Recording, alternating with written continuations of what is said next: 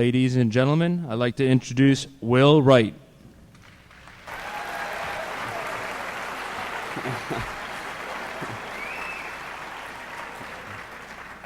I'm the sim version. Welcome to the Game Design keynote.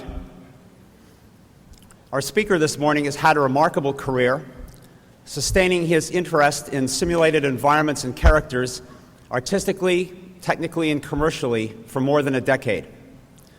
All the more remarkable in that the genres he's chosen to work in are pretty much self-defined. His games, or possibly their sophisticated toys, have amused and inspired millions of players, his business partners, his fellow designers, and even the mass media. His influence extends from the world-building subtleties we see in modern real-time strategy games all the way to the halls of city government. Titles like SimCity, SimAnt, and The Sims are not only vastly entertaining, but they appear to me to be art, and I mean that literally. In the complicated, popping, icon-rich matrix of an imaginary city, and in the bland features of suburban life, I see a sly and witty portrait of America, of ourselves. Please welcome the master of what none of the rest of us can quite figure out, Will Wright. Thanks, Al.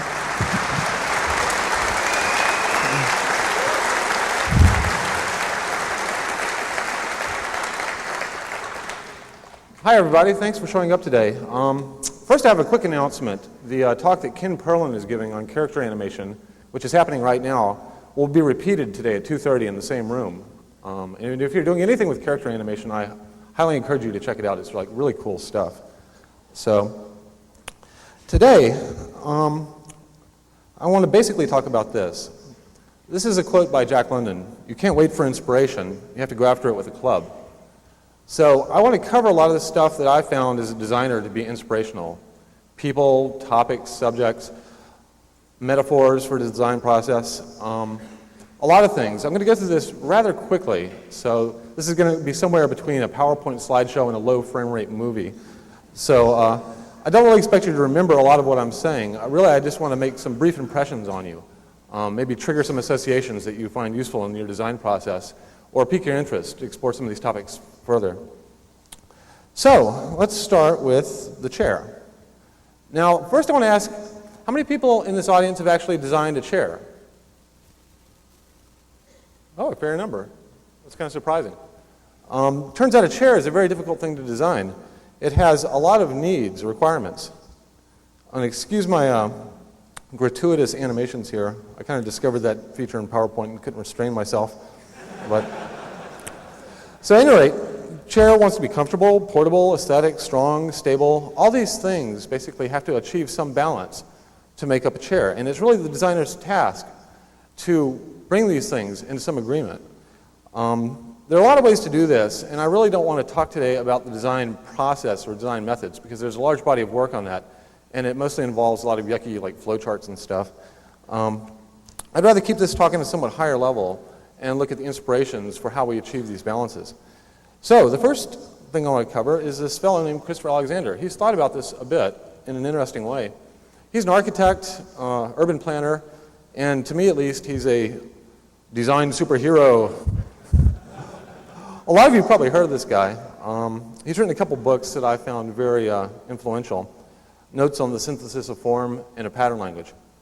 In Notes on the Synthesis of Form, he contrasts the old design styles, what he calls Craftsman Design, to the more modern professional design. In the old Craftsman style of design, basically, improvements were made almost generation by generation, incremental improvements, to like this plow, for instance. In professional design, the designer sees themselves as part of this role. The craftsman doesn't really think of himself as a designer. He calls this the unself-conscious design process. The professional is very conscious of the designer's role, and that's good and bad, and he's tried to identify some issues in there. Basically, the craftsman seems to be better at optimizing the lower levels of this. The needs for this chair I've actually built into a hierarchy here, and you can actually kind of organize them. So comfort, portable, aesthetic kind of go into the use category, which comes down to the function, eventually ends up in the chair. Designers tend to approach this hierarchy of design from the top down in general, and the craftsmen tend to approach it from the bottom up. And what happens sometimes in professional design areas is that there's a disconnect between these two. One example of this is this place, the Bronx Development Center. This is a center that was built for handicapped kids. And the original spec for this center called for a warm, home-like atmosphere. It was supposed to be some place the kids would feel very comfortable in. Of course, what they ended up with was this, gleaming aluminum structure. And what was interesting about this was a year before it opened, the architects were just all beside themselves, heaping praise upon the building. It won several architectural awards before anybody ever set foot in the building. Now, a lot of the local people who were running the center were kind of in an uproar. This is the interior. They couldn't actually occupy this fully for a year because of all the safety issues. They had to replace most of this glass with safety glass. They had to fill in the railings. These are handicapped kids, remember, that were living in this. But aside from all the criticism, the architects were still talking about what a wonderful design this was. And they were basically very disconnected from their users. And so this is the type of thing I think Alexander was trying to point out. And in some sense, we're starting to see this a little bit, I think, in the game industry. We frequently will be designing games targeting hardcore gamers, reviewers, when our average players want something that's maybe a little simpler, a little more approachable, and we have to make sure we don't lose them in this process. His other book, A Pattern Language, was an attempt to make a set of design rules that you could apply to any design process in architecture or urban planning. He actually would go into communities, mostly in third world countries, and study their customs and the way they related to each other at the very low level. That's the low level of this tree here. And then come with local solutions that he would then seamlessly try to put together into higher and higher level solutions. He would eventually build a village, from the bottom up. And so he was really trying to find a formal process that would work from the bottom up. Interesting, he's kind of, in later writings, admitted to the failure of this. He thinks it's still overly structured. The design is more of an intuitive process than this. Now, games, of course, have their own tree. What's interesting about this tree of design is that over on the right side here, all these leaves on the tree, any one of those can sink the entire design. For instance, if the game doesn't install, the installation branch fails. If that fails, the function branch fails, and the game is useless. So the designer has to pay particular attention to all of these, but knowing what time to think about what branch is of vital importance. Excuse me. Now, the tree we're dealing with actually is quite huge. It could be that the tree of design that we have to deal with as interactive designers is larger than any other design task, because we can do almost anything in our medium. The designer in this tree is frequently surfing up and down the branches of the tree, and it's very important that you know what branch you need to be at, what level you need to be at. Sometimes it's very important that you're way out the end, down one of these tiny branches, fixing an interface element, because in fact it's causing this whole branch to fail. Other times, that's very inappropriate. If it's something way over lateral to where you are, that's causing the real problem. So I think you have to kind of take a top-down approach and then know when to come back into it bottom up and know what level of detail to pick. This is actually the idea of the designer surfing up and down this tree is not unlike Minsky's Society of Mind model, where consciousness is the agent that's going through and resolving all the disputes between the branches. So this is another kind of view of what we do. You frequently hear spinning the plates, and the designer really is in this, fairly intense balancing act. And the designer, by the way, is the top one. The bottom one is the producer. And most designers are kind of reluctant to admit that, but believe me, that's usually the case. The next thing I want to talk about is the dynamic duo of Charles and Ray Eames. Now, they did a huge body of design work from the 40s to the 70s. Really remarkable pair. Some of their best-known work is Powers of 10, the short film where you see going from the galaxy down to the molecule, and the Eames lounge chair. But in fact, they did a huge body of design work. They also designed houses, furniture, books, films, toys, consumer product, artwork, fabric, and museum exhibits. They were some of the first interactive designers. What was interesting about their body of work is how they let ideas and inspirations flow from one subject to another. you could clearly see things that they would learn working on furniture would flow into product design or on architecture into artwork. They were actually getting a lot of crossover between their design work by working in different fields. For instance, this chair they designed a method for bending plywood and forming it. And later, when the war started, the Army had them apply the same technique to building splints for injured soldiers. Charles Eames was an avid photographer, and a lot of his photography would find its way into other work. A lot of his photographs ended up on this thing in the lower right here, and it's a very interesting combination. It's called the House of Cards, and it's a combination of a card deck, a construction toy, and a little art exhibit, all in one. So, of course, they also made a lot of chairs. Now, chairs are interesting because it seems like in the last century, chairs have become kind of an icon for the design process. A lot of famous designers have a signature chair. And so when I was actually putting this slide together, I started thinking, what would it be like if game designers made chairs? What kind of chairs would they make? So I took a little side path on this. So I'm guessing that Miyamoto's chair would be something that's like almost perfect in form and function. It'd probably be some really bright neon color. And also, no other designer could reproduce it. I think John Carmack's chair would probably be something rather technical, very tricky to build, very intricate.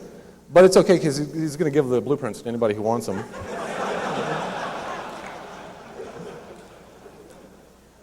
I think Sid Meier's chair probably wouldn't look much, but it would be really, really comfortable. Once you got in this chair, you just wouldn't want to get out of it. Now, Peter Molyneux's chair, I think is going to be kind of unorthodox, and it's going to continually try to have this twisted psychiatric relationship with me. Now, I think my chair would probably look a little more like a toy or something. It might not be recognizable as a chair. In fact, you could probably use it as construction blocks and turn it into something else. I suspect it would also have some interesting failure states, like when you tried to lean back in it. But I've actually found as a designer, it's actually very useful to go off and design other things beside games. It's amazing how many times ideas are sparked by going and designing something out of matter instead of out of just bits. Something that my daughter and I have done for many years is build these combat robots. And it's interesting because we try to build a new robot every year. This is like for Robot Wars and Battle Bots. And it's interesting to try and mentor her through the design process. We talk about the designs together, and we try to do things that are just kind of weird. Most of our robots always suck, but that's okay. Another thing I've been experimenting with a little bit is toy design. This is a construction set I've been working on for architecture. We design little houses. What you're actually seeing here is the box design, which I did. And this is a technique I've done with a lot of games, and it's actually very useful. As a designer, when you're starting out an idea and you think you have a clear idea of what you want, it's very useful to actually build a box yourself. Write all the ad copy, write the bullet points. This helps get yourself very clear on what you're thinking of. It helps communicate your vision to other people on the team. But more importantly, it makes you realize that the user who might buy this game is starting to build their mental model of the game before they ever touch the box. When they look across the store and they see this box, that's the point at which they start building a mental model of your product. If that model that they're running in their head is interesting enough, they'll actually go over and pick up the box and start reading the bullet points. At that point, their model is getting more elaborate. And again, the model in their head has to be interesting enough. They have to have fun playing their own model of your game to then go and buy it. So that, I think, is a very important point. And it says a lot about kind of putting vision and clarity on a product. Now, these are my design friends. This is Mr. Hierarchy, Network Woman, and Landscape Boy. And they show up all over the place, at all different levels. And these are topologies that, to give you an example, in SimCity, we have a land use model. And there's a definite hierarchy of buildings and structures. What evolves from what? Tech trees in other games would be an example. Networks, of course, are pretty obvious in SimCity, the road network, power lines, water. And then there's the landscape. Both the literal terrain and all the statistical landscapes, the crime, pollution maps are all landscapes. Now, in SimCity, as in most games, these topologies are woven through at all levels, not only of the design itself, but the design process also. So these are kind of patterns of space that, as designers, we can use over and over, and they help to clarify kind of, is this a hierarchy or is this a network? So there are also, besides patterns of time, of space, there are patterns of time. And this I found to be the most important pattern of time that I've come across. And I'm not really quite sure what to call this thing. I've heard it called the interaction onion, the nested feedback cycles, a lot of things. But the idea here is that at any point in time, your player is embedded in multiple cycles of increasing time of feedback. So for instance, over the next few seconds, I'll be pushing the button to hop in Mario. Over the next minute or so, I'm trying to get past this particular obstacle. Over the next few minutes, I'm trying to complete this level. Any game can be seen this way. Now, we need successes and failures for each level of this time cycle. Now, the interior cycle, success there basically buys you the ability to play at the next outer cycle. So basically, success is a prerequisite for you to move to the next cycle. You have to be successful at the short-term cycles to be successful at the long-term cycles. And this is important not just for the player, but especially for the designer. Which is to say that if the first 10 seconds of your game is not fun, it doesn't matter how fun the 10-minute cycle is. And so you have to make sure that you're putting the right emphasis on these inner cycles, that the minute-to-minute experience has to be really fun before you can really start thinking about the strategy, the longer-term gameplay.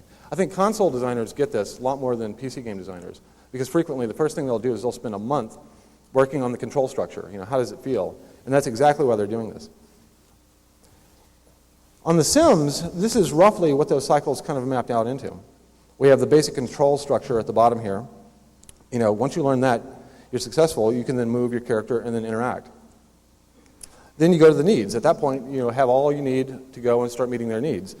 Now, at this level, if you fail, they're going to go pee on the floor and collapse and starve and all this bad stuff. But if you meet the needs, then you've bought them happiness and free time to move to the next level, where they can start developing skills and get a job and work on the economic side. So basically, you need a lot of success and failure at each stage of these time cycles. And frequently I've found that the failure side really is more important than the success side. We think of failure as bad, but really failure can be quite fun if you make it interesting. I think failure is bad when it's repetitive. It's either too often or there's too little variety of it, or when there's inexplicable failure and you have no idea why you failed. But this is something I learned early on. And so in The Sims, we tried to have a large variety of failure states, not only in the shipping game, but failure states that you could download. We could expand the failure states through new object behaviors. Try as we might, no matter how many failure states we put into the game, the users discovered a lot more. And so through hook and crook, they invented them. Sometimes they rewrote code to get them. Occasionally they would reinterpret our bugs as failures. We had this one particular bug where Sims would spontaneously burst into flames for no good reason. And this was a bug. And the users thought, this is so cool to have spontaneous human combustion. And so it's nice to have the users on your side, so when the failure, they're looking forward to the failure. They're not dreading it. So I kind of, at some point, started calling this the Calvin factor. The very first versions of SimCity I made had no disasters. All there was a bulldozer.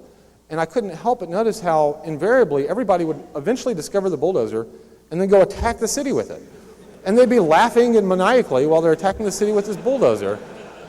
And so then I started thinking, well, maybe I should start feeding this, get it out of their system. And so that's when we started adding the disasters to SimCity.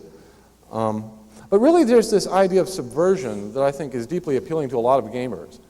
I know it's appealing to me when I play games. So I think the idea that we can engineer subversion, or at least allow subversion, is great. I mean, I find it in a lot of games where I don't even know if they consciously did that. There was a game I played a lot, Tribes. It's a team-based shooter. And, you run around shooting all the people. And at some point, I got kind of tired of playing the game, and I started thinking, what else could I do in this environment? And so then I started playing the game for about a month, trying to make peace between the two sides. And so I'd go over to the bad guys, and I'd hide behind a hill saying, hey, don't shoot me, I'm coming out. I want to make peace. And I'd have the repair thing, and I'd come up and repair them as kind of like a token of goodwill. And I would usually, I could get like 3 or 4 people to agree to this, of opposite sides, But if you want a challenging game, find a game with 15 testosterone-filled boys that all have guns, and try to get them to stop shooting. Now That's an amazing challenge. And it was really cool that I could play that game in this. Toys are also really cool. Toys are like so subvertible, it's great. And my daughter and I do this a lot. Not too long ago, she had her Barbie laying around, and I had my Estes rockets laying around. So this is the type of stuff I love to do. And I try to instill this in my daughter. It turns out the parachute wadding sets our hair on fire, though.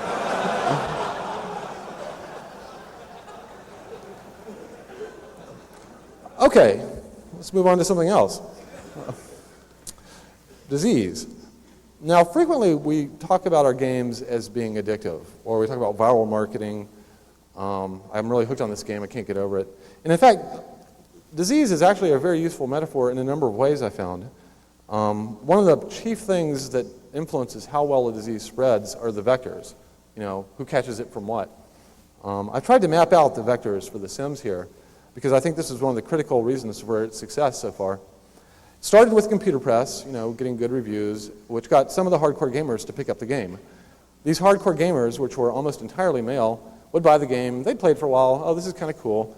But the most important vector in the whole spread here was this second one, where these hardcore male gamers were spreading it to their mostly female girlfriends and spouses. So in this sense, The Sims was quite similar to like a sexually transmitted disease. But once it hit this group, which is mostly female, the lateral spread at that point was tremendous, because a lot of these players had never played a computer game before. This is their first computer game experience. And imagine the first time you played a computer game, how cool it was, and how much enthusiasm they would have for it. And therefore, they start telling their friends much more than the jaded hardcore gamer. So then they were spreading it to their friends and family, and that was where the game really took off. And of course, at that point, it reaches this mass where then the mainstream press starts noticing it and taking an interest, which feeds back into this casual group of game players. Now, another thing about diseases that turns out to be very critical, I was running some models, and the amount of time that a disease is contagious turns out to have a huge leverage on the eventual amount of population that you infect with that disease. In this model run that I did, the only difference between these two spreads was that the first disease was only contagious for 1 week. The second one was contagious for 2 weeks. And if you look, the first one only spread to about 4% of the population. The second one spread to over 20% of the population. Tremendous leverage here. Now, with most diseases also, once they're done with you, you either have immunity to them or they've killed you. From the disease's point of view, it doesn't really care which. From an industry point of view, I think we should care. We don't want to go killing our users. In the terms of the games industry, that probably means, oh, they're burned out on games. I had such a bad experience with that game, I'm not going to buy another one. In fact, we want to, have them still available for the next game coming down the pike. So we want to try not to kill the users with these things. Another inspiration, or a whole set of inspirations I actually get from other subjects or other games I've worked on. I did this game Sim Ant a while back. And ants turn out to be really fascinating for a number of reasons. But they communicate with these pheromones that they drop on the ground, and the other ants are able to locate food or the colony based on this. They actually drag their abdomen along the ground to drop these trails in a process that's oddly enough known as anal communication. But what was interesting about Sim Ant was how robust and fault-tolerant the behavior was. I was just amazed at how hard it was to kind of get them off their tracks. And if you've ever had ants in your house, you've probably experienced this also. It's an amazingly robust intelligence. And so I started thinking, is there any way to apply this to people? Can we have people driven by these environmental fields, much like the ants are driven by their pheromones?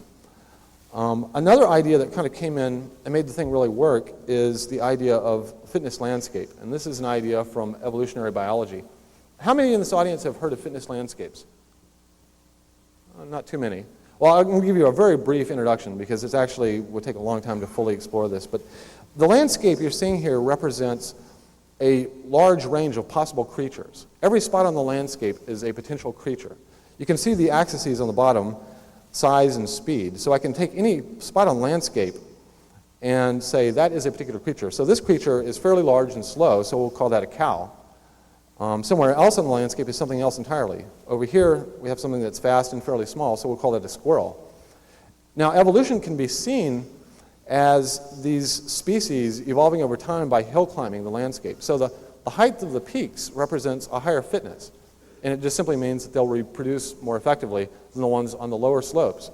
So over time, what will happen is this population will start moving uphill, and as it moves uphill, it's actually evolving. No one animal ever moves on this landscape. They're always born and die on one spot. But over time, the species moves by the people on the upside of the slope reproducing more effectively than the people on the downside.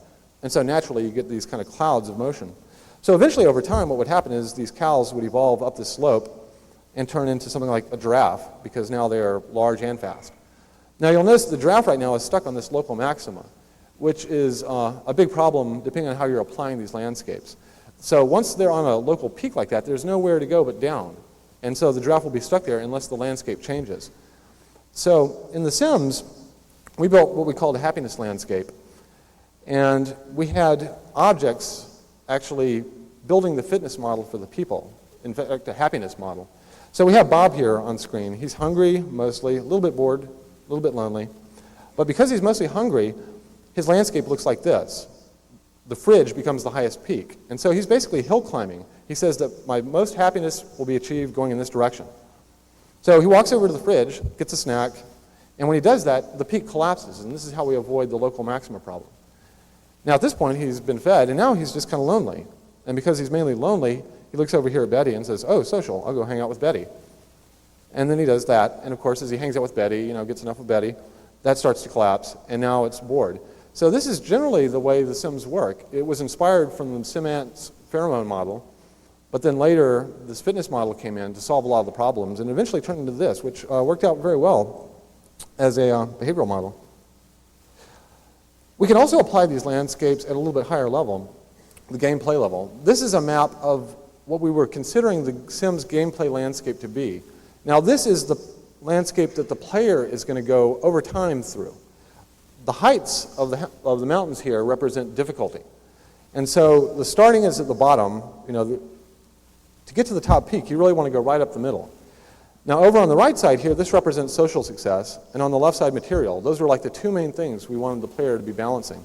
So frequently when somebody would come into the game and they would start saying, oh, buy more stuff, they would actually veer off to the left here, and they would end up on the material peak. Now you'll see that if you get on top of this materialistic peak, you actually have to drop down in fitness or in success, in these terms, to get to this higher peak. So you get kind of stuck on this sidetrack. Same thing on the social. So in some sense, we were modeling this thing like a bowling alley, and these are the gutters. If you don't aim straight down the middle and keep this right balance, you're going to get stuck on one of these local maxima. And that was kind of at a high level, a very useful metaphor when we were designing this game. Another application of this metaphor is market landscapes. It's the same thing as the fitness landscape, except now instead of talking about fitness, we're talking about profitability. So you can take this landscape and say that this is some arbitrary combination of business strategies or products, and then we can put companies on it. And it's the same sort of thing. These companies are going to hill climb to the highest peak. The peaks will always be changing. So for instance, if the peak that Apple's on collapses, they're going to go to the next highest peak, which in this case would be like John Deere, and they'll go start making farm equipment or something. But these landscapes in biology and in economics are actually much, much more elaborate than this. I'm showing you these simple two-dimensional landscapes. In reality, they are thousands of dimensions or millions of dimensions. They're really, really hard to visualize. So this is just kind of a very simple look at what the dynamics on them are. The dynamics still apply, even as they go to higher levels of dimensions. Now we go to something completely different. Japanese gardens. Now, Japanese gardens, I've just recently come to realize, are an incredible reservoir of design knowledge. The amount of design density represented by a Japanese garden is just astounding, and I think there are a lot of lessons here. And I can't completely verbalize all the applications I see to our field, but this is the type of thing that I think we should be looking towards to learn from. They started out representing the geological diversity of Japan. You see craggy mountains, coastlines, whatnot. The real art of these things is how much care goes into the design of these, but yet how transparent that design is. They capture the essence of nature. It feels like you're in nature, but yet this is a highly designed artifact. The design submerges. It becomes totally transparent to you. In that sense, it's like a very good user interface. The best user interfaces are the ones you spend the most time on, but then they become invisible to the user. You don't even think about them when you're using them. At first glance, these gardens would seem to be trying to model nature. And some of the early Japanese gardens were modeling nature. But over time, they started doing something a little more subtle. They were trying to model your response to nature. They were trying to evoke the same feelings you had when you were in nature without building an exact replica of nature. So in that sense, they were kind of like impressionistic paintings. They have the same hierarchies that we've been dealing with so far, hierarchies, networks, landscapes. Very elaborate symbologies come together in these gardens, overlapping and intertwining all the time. Some of these are cultural, some of them are mythological, some of them are actually influenced from other media. A lot of them represent kind of the aspirations of man. And so if you learn how to read these gardens, it actually becomes a fairly interactive experience as you walk through and look at these symbols. Some of the most elaborate symbols come from the rocks. One of the older books on Japanese gardens lists 48 rock types, and they have really cool names like the Absolute Control Rock or the Never Aging Rock. They have other ones that are scenic, like the Hovering Mist Rock. And some of them are basically there for symbolic interpretation. Other ones are there for scenic impact, give you a certain feeling. Some of the older gardens were very literal. They would use these symbols to actually play, literal, very literal, in that they would play out poems or books in the garden. If you knew how to read the symbols, as you walk through it, you would actually see a famous play or a poem, read to you through these symbols in the garden. The newer ones became more sensory-based. They were back to trying to replicate the experience you have in nature through texture, through color, through sound. The things they do with space also, I think, have a lot of application. They're continually trying to make the space seem larger, even though these are designed in very small spaces. They do a lot of perceptual tricks. Frequently, the backside of the garden will be coming up faster on almost a curve that gives you the perception that it's receding into infinity. The paths are frequently built very crooked so that you actually walk slower, and it kind of warps your sense of time as you're walking through the garden. You feel like you've walked farther when you haven't. They also will design keeping different planes of design in mind. There's a horizontal plane, and most of the symbology for the aspects of mankind in our day-to-day life are in the horizontal plane. The things that are more aspirational, the more action-oriented things, are built in the vertical plane. They also design through another dimension, which is time. They design these gardens thinking about how it's going to be in each season. A lot of the gardens will plant specific things for each season so that every season something is in bloom. And it's almost like a clock that you can go to, and it's always different. Now, this is the point where I started thinking, I've seen this before. And then all of a sudden it hit me. I was thinking Zelda and Mario 64. And a lot of Miyamoto's games, a lot of the elements I've seen in his games are so directly applicable to these gardens. And I don't think it's surprising at all, because I spent a week in Kyoto with him, where he lives, and we spent a lot of time walking through these gardens. So I can't help but think that a lot of the things that have gone into his games were inspired from these gardens. Don't these look like mushrooms?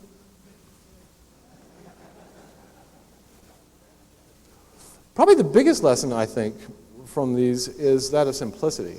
It's amazing how much they can do with so little. There's a quote, it's one of my favorites, that your garden is not complete until there is nothing else you can remove, which is actually a very good principle to apply to UI design, if nothing else. We spend a lot more time working on our UIs, removing buttons over and over through many iterations. We iterated the Sims interface like 11 times, and every iteration we got rid of a few buttons. So that simplicity really pays off. Probably the height of this was reached with the Zen Rock Gardens.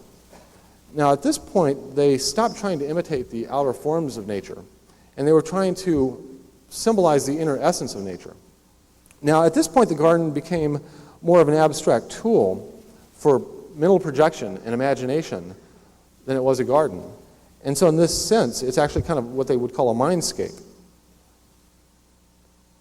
And they're still moving in that direction. What's interesting is that as we're taking our models, trying to make them more and more detailed, match nature closer and closer, these gardens are actually going the opposite direction. They started with very detailed representations of nature, and they're trying to go the other way. more and more abstract, trying to get down to the essence, and basically inviting the viewer in to have more of a participatory experience. I mean, they really understand, I think, the principle of the mental model, where part of the game is in your head. And right now, they're trying to put more and more of the experience in your head. And so it's amazing how subjective viewing these things has become over the years. And also, they've evolved quite a bit over the last 1,000 years or so. They're always changing. And this is something that I would like to think our industry will be doing 500 years from now, that we will be around this long and be this open to change. And they've been pulling in inspirations from all over the place continually. A really good application of a lot of these principles shows up in Go, which I think is like the ultimate game. You know, it's just these two simple rules, but this huge amount of strategy evolves from it. Now I want to kind of carry on a little bit more and talk about abstraction and what that buys you. How abstraction buys you imagination, imagination buys you projection, and projection down the road can buy you empathy. Basically, we run our games on a two-processor system. Processor A is the player running this in their head. Processor B is the computer. Now, it used to be that our games were like the top here. About 20% of the game was on the computer and about 80% was in our head as we were running these simple games.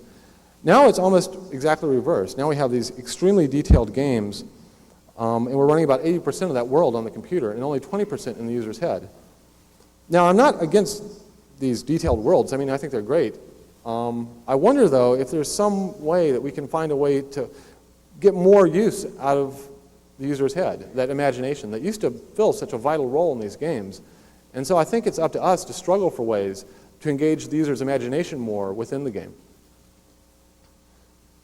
I think Scott McCloud made this point brilliantly, where you can choose the level of abstraction. And in doing so, you're inviting the player to come in and say, okay, imagine all the details I left out. And we found a very good application of that in The Sims, or actually before that, in toys, you see that a lot. I think they choose the levels of abstractions for these toys very carefully. And you'll notice that the toys that tend to have the most long-term play value tend to be the more abstract ones where the kids are using their imaginations.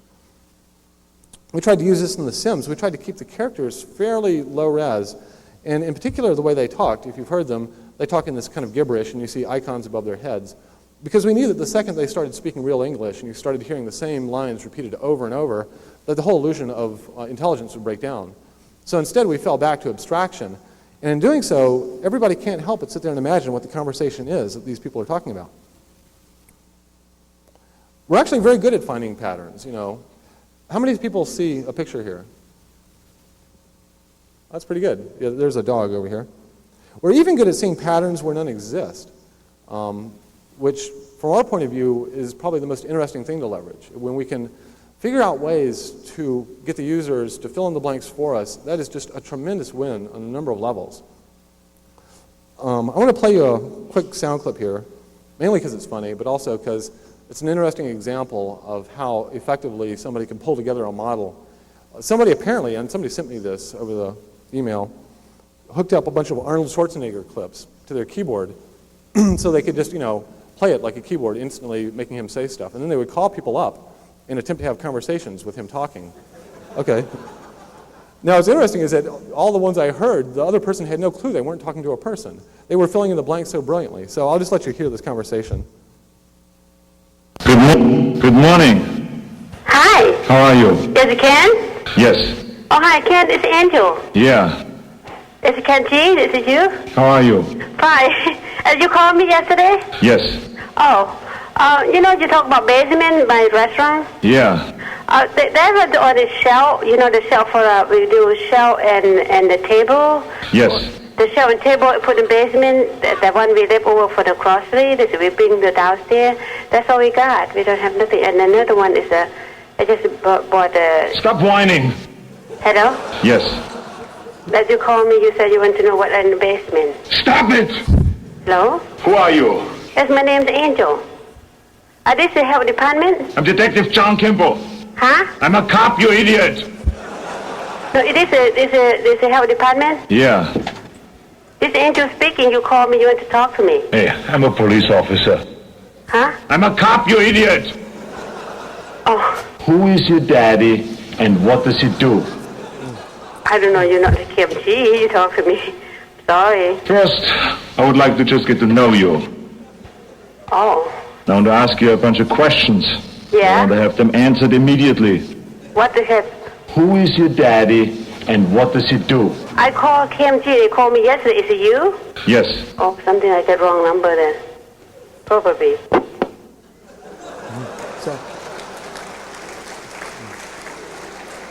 So it's interesting to me that she never had a clue that she wasn't talking to a person, and that somehow his conversation made sense to her at some level, you know?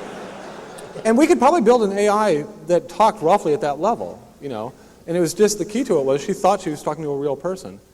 So in fact, I really want to build an answering machine that does this now. I mean, that would be so cool. Okay, now I want to move over a little bit to stuff that we've learned from The Sims. I want to show you a little bit about our community and also some of the directions we're going to take it into the future. I've looked, you know, as I've seen our community grow, I start seeing it more and more as an ecology. You know, we have this pyramid where we have fewer and fewer people at higher and higher levels, but they're all being supported by the levels beneath them, and they're feeding the levels above them. And basically, I want to talk a little bit about how we grew this community. You know, some of it was a lot of experimental stuff that didn't work out, but a lot of it worked out very well. About 8 months before we shipped the game, we started a mailing list, and we got our SimCity webmasters, you know, that were interested, involved, where weekly we would send them updates on what we were working on and what features we were cutting or adding, and they would give us feedback about it. And we got them just totally bought into the development process, and so they became our first hardcore webmasters.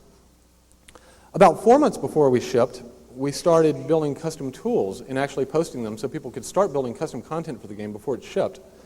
And we got, you know, a small number of people actually starting to build custom content for the game that were going on these websites. Some of the tools were this one for doing custom character skins, this one for doing custom wallpapers and floor patterns, and for doing custom heads and head meshes. Then about 2 months before we shipped, we started doing these live webcam events. And in these, we would play the game internally and broadcast like a webcam to all the players. And they would sit there on the chat room and tell us, oh, can they do this? Can they do that? And then we'd make them do the stuff that they were asking. So they were kind of indirectly playing the game. They were getting a good sense of what the gameplay was like indirectly through us, but more importantly, they were capturing these thousands of images coming down that they could then use for content on their website.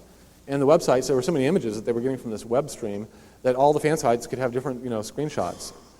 And then people were coming and viewing the websites more and more, trying to drive the web traffic before the game released. On release day, we roughly had about 50 fan sites, which was remarkable. We also had quite a bit of content that people could download on day one on the fan sites, you know, thousands of character skins already ready. Now the next step was to get the casual players involved in this community. So we started this weekly thing we call Sim Day on Thursdays, where we have a download on our site for free to anybody who's product registered the game. And so we'd have new objects every week. And the fans, you know, the percentage of people that came to download those objects was like over 60% of all the people who bought the game. So it was remarkable participation. And we were also able to experiment with some ideas. There was no real cheat in the game from within the game, so we delivered a slot machine that had a cheat, and that was the first thing they got. And a lot of people at the beginning were saying, oh, they don't get sick, and so we made a guinea pig, and they got sick, and then they didn't like it. Oh, they get sick now. But so after that, we kept releasing user tools. We have one for doing custom paintings, a more improved one for doing custom meshes, one for doing custom objects.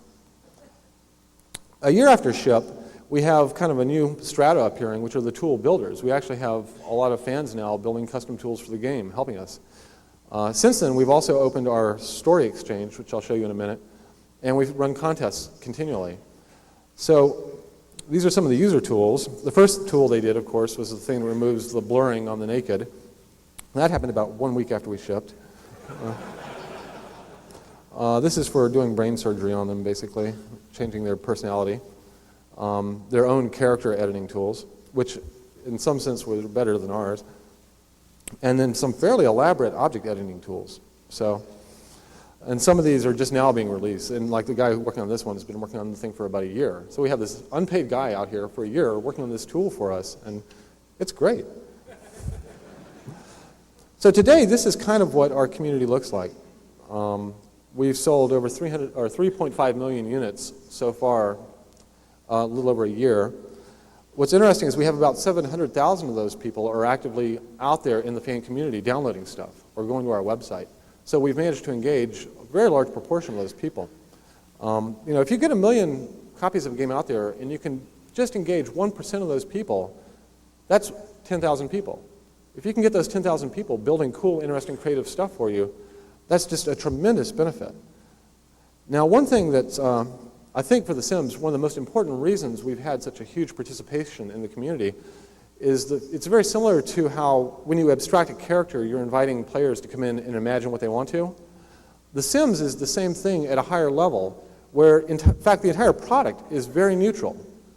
You can, it's basically very Hollywood-themed, neutral suburbia. But it's very easy for anybody to overlay whatever they want to on top of it. You can do your horror stuff in it. You can do gothic stuff. You can do superheroes. You can take it in all these different directions. And so what this does is this allows the fan community to diversify. Rather than having just the best fan site is the one that everybody goes to, all the fan sites are different, and they can all compete as peers as opposed to competing in an arms race. And so I think this was of vital importance in the eventual community that we ended up with. This is another view of it. One of our challenges, of course, is to keep getting casual players to kind of go through this boundary and get involved in the community. And the downloads have been probably the most effective tool we've had for that right now. This is a vicuña, which is a close relative of the llama. Yeah. Now, I want to talk about our fan sites real briefly. At this point, we have over 600 fan sites. And a lot of them are really good. They're in 14 languages. About 90% of the content that you can download into The Sims are on these fan sites. It is fan created, which is amazing. That's a staggering number. We try to spotlight these fan sites once a week. We pick, a really interesting one that hasn't been spotlit before and put them up. And usually we bring their site down with the amount of traffic because we just get tremendous amounts of traffic to our site and everybody wants to go see the cool, newest fan site. So we try to give them a lot of exposure. I'm going to give you just a brief overview of some of the fan sites to give you a sense of the diversity of the community. This one's called Mall of the Sims, and this one, in fact, is kind of an association of about 50 small fan sites with this overlay, and it's actually like a mall with the store directory and all that, and there's a office where you can apply to get a slot in the store. This is the Sims resource. This is kind of a superstore. This is one of our first big sites. This site alone has almost 3,000 custom skins, 1,000 furniture pieces, 5,000 walls. They even run live tech support on this site in their chat room every night. So here we have a fan site that's not only providing content for us, but they're providing tech support for us. This is kind of a Generation X site, Sim Freaks. This is kind of where the younger crowd hangs. This is the artsy site, 7 Deadly Sims.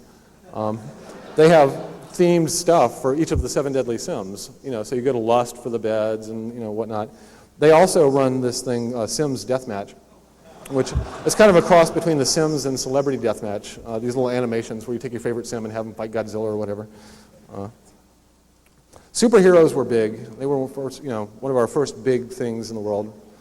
Horror, big, more horror. Historical, more historical. We have gay fan sites.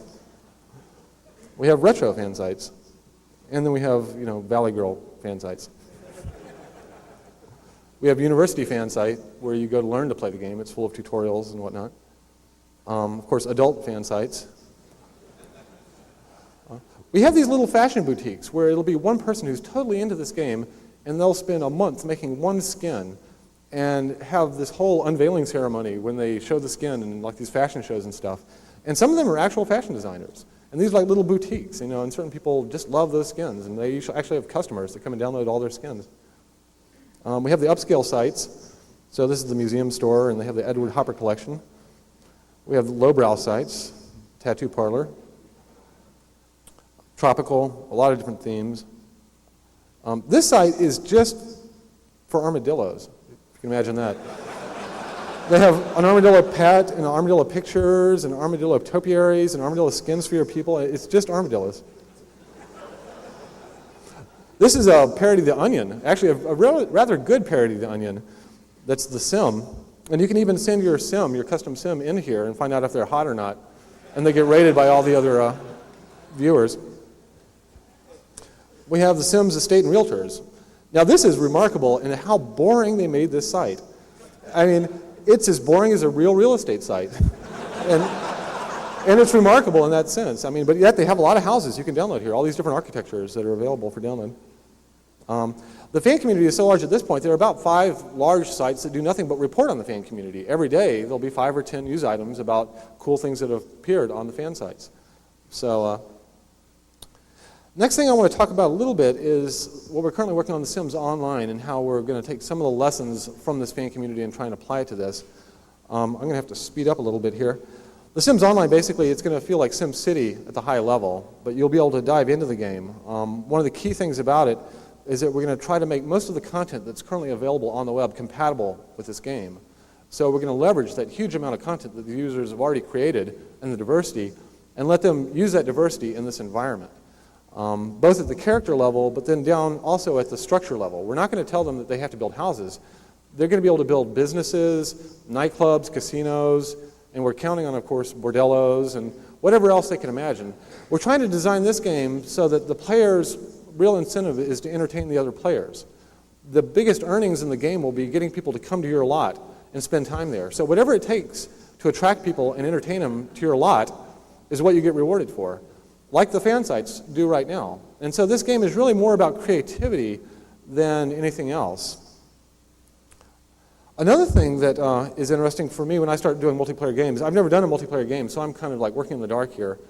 But it seems to me like one of the most interesting things about multiplayer games are the social networks that develop amongst the players. In fact, the real game I think most people are playing is on this social topography that they're slowly mapping as they get to know people in cliques and groups and guilds and whatnot. There's actually been quite a bit of work in this, visualizing social networks. This is a graph of a 4th grade class where the links indicate how strong the relationships are. And you can see that the boys over here are triangles on the left, the girls are circles on the right. There's this one boy that has like a crush on that girl, with a little line going across. These 2 little girls up here that don't play with anybody else. So it's kind of interesting how many insights you can get into a system by graphing it. These are Costa Rican families that hang out with each other. You can graph it at higher and higher levels. In The Sims Online, we're going to actually be building these graphs on the fly as you interact with other characters. So you will be able to bring up this graph at any time and explore it. You can then put yourself in the middle, see who your friends and enemies are, click on one of your friends, they'll move to the middle, and then you can see who their friends and enemies are. So this is like the 6 degrees of separation, but it's an interactive exploration of the emerging social web. And a lot of the gameplay, in fact, will occur on this topography.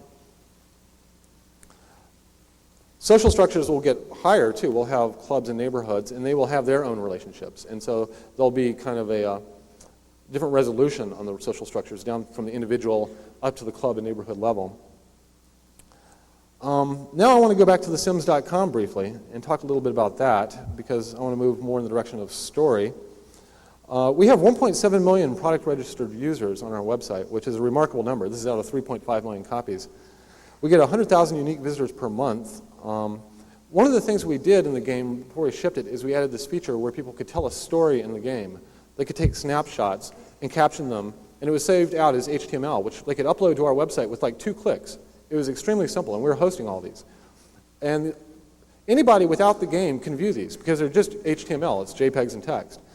So people started, after getting tired of playing the regular game, they started playing the story game where they would build these cool stories while playing The Sims. Right now we have 18,000 of these stories uploaded. There's kind of a meta competition where these things are rated on our website. We're getting 100 new ones every day. So on our website there's a thing called the Sims Exchange, and they're rated, and they're also segregated by different categories. You can upload it and say this is fantasy or horror or tragedy. And there's kind of a competition going on between the players to put together the best story. I just wanted to show you some of our stories real briefly here. This one is Revenge of the Lawn Gnomes. So this is Bob living at home, nice guy. He carved these lawn gnomes and they love him. Unfortunately, he has a heart attack one day, kicks the bucket. Then his awful son, Anthony, moves in. And he's kind of a party animal, stays up all night, plays in bed, does all these things that upsets the gnomes. But the most upsetting thing is that he mistreats the plastic flamingo on the lawn. And so the gnomes decide they're going to get revenge.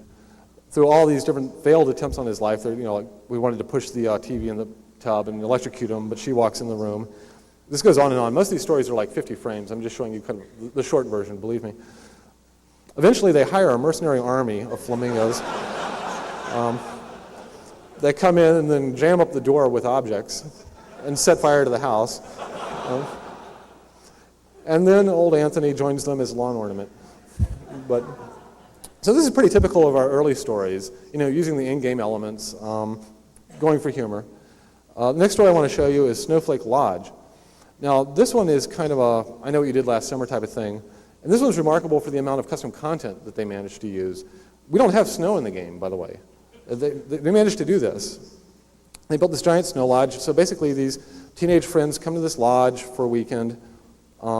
This screen, for instance, there's not a single item on this screen that we ship with the game. They created all the skins, all the objects, the wallpaper, the windows, the floor, everything was user created. We don't have ski lifts.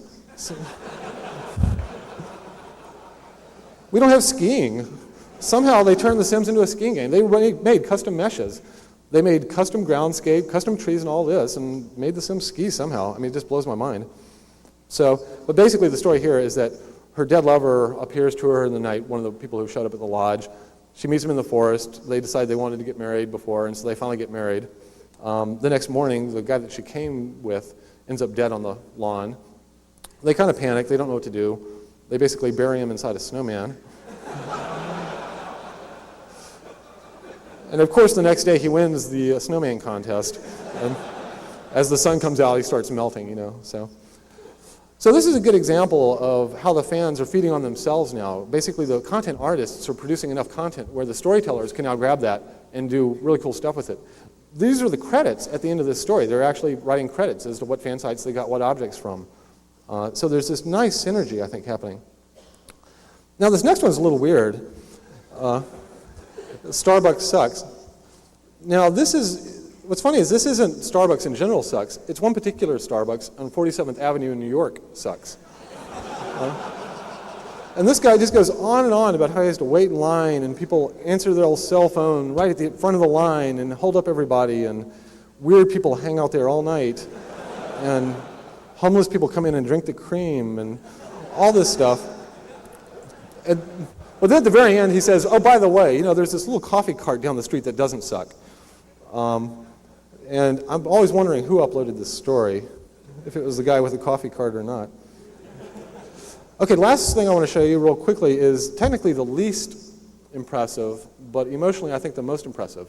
And this was somebody's story about how their sister got out of an abusive relationship, a true story.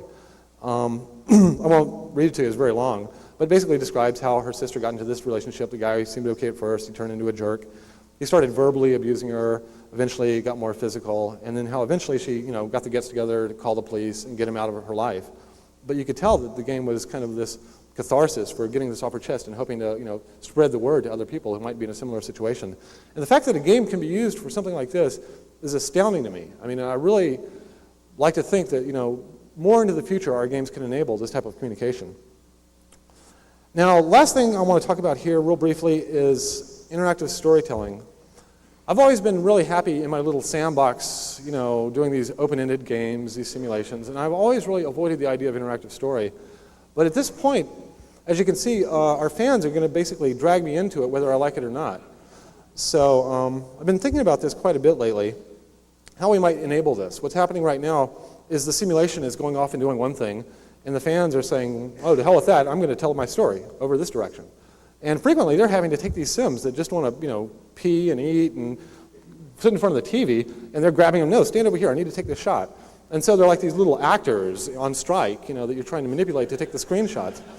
And so what we need to do is try to get these things more to convergent, bring them back into line. So we've got basically this open-ended space, you can go in any direction in, but it's very flat dramatically. Now drama, is linear, but it has this added dimension that we don't have. And so how do we get this added dimension of drama in our open-ended space? I think really the path to this I see is not teaching the computer to tell a story, but rather teaching it to recognize a story. If when you're playing these stories out in The Sims, if the computer could actually get some sense of the story that's in your head, it could then start helping you a bit. It might at first be just a very simple thematic recognition. It might look at the things you've bought in The Sims and the interactions you've chosen. Oh, you tend to kiss a lot and you buy this type of stuff. I think you're doing sort of a romantic story. Or you buy, heads in jars, or shackles in your dungeon, and it might say, oh, that looks kind of like horror, and then it looks at what you're doing. It might even drive events to resolve it later. If it's not quite sure if you're doing horror or comedy, you might walk into a room, and then there's a chainsaw and a cream pie, and it's looking to see which one you pick up. Now, there are a number of approaches we can take towards this. One might be language parsing. In language parsing, this is the way computers try to understand natural language. They'll look at the string of words, and from those try to build higher and higher levels of features and eventually parse it into a complete sentence. I suspect there might be something similar possible with story parsing, where you look at an event stream and look for higher and higher levels of structure coming above to build, the computer can build its understanding on. Let's assume that, for instance, we could do this. If the computer could parse this story, then it could actually start changing the presentation of the story in something like The Sims. We could start having the camera angles change. We could have the lighting change, the music. So if it thinks you're doing horror, the lights start to come down. The spooky music starts. You see lightning in the background.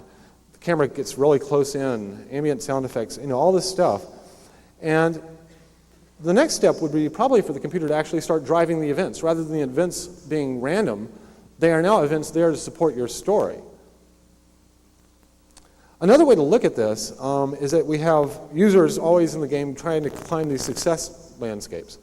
If the computer can detect what goal that a user is trying to pursue in the game, then perhaps, so say that 1 million people are playing this game every day, and after they play it, there's some fitness test. It can measure how long you've played.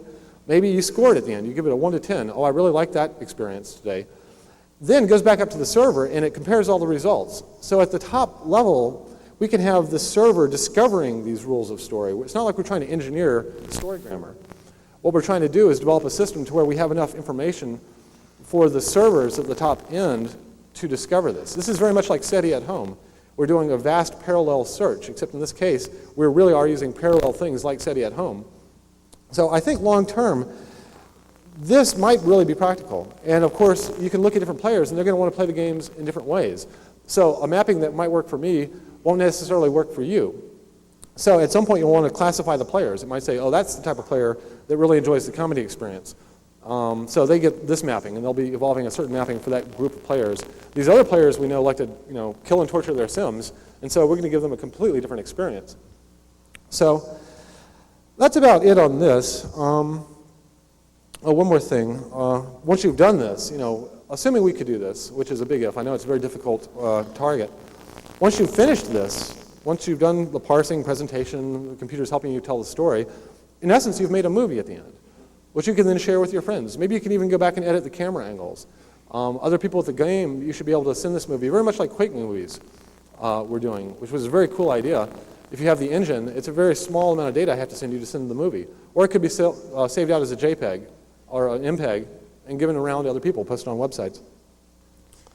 So really what I think this is going to end up being more like is the Truman Show, where you're Truman, kind of living your life out. There's boundaries, but the boundaries are as far away as we can make them. And the computer is back there, sitting there looking at what you're doing, saying, that might be dramatic. What if I had this happen? And maybe trying things on you all the time. The computer might be sending NPCs into your life, seeing, oh, I see this love story developing. I better make the jealous ex-girlfriend appear at the door right now. So always, trying to keep the dramatic tension going. So that's about all I have to say on that. I just wanted to close with one more remark, and that's that in game design over the years, I found that two things really have made the biggest difference that I've seen in design. That has to do with self-confidence and determination. A lot of times you'll come up with a really crazy idea, and you'll start telling people about it, and they'll say, that sucks, that's horrible. And frequently, that's not always the case. I've only had 2 games where I had that experience, where most of the people I told, my idea for the game, they said, that's a horrible idea. And those 2 games were SimCity and The Sims. All the other games I would describe, and people would say, oh, sounds great, let's do it. And they were all on board. They understood it. So basically, if you have an idea like that, and you go around telling everybody, and they tell you it sucks, well, pragmatically, it probably does suck. But there's really a chance that it doesn't, that you're actually going to jump outside the box. If other people don't understand it, that's probably a good thing. And that's where the determination comes in. At that point, it's entirely up to you to have the determination to fight, kick and scream, do whatever it takes to get that idea out there. And maybe it'll be a success. So thank you.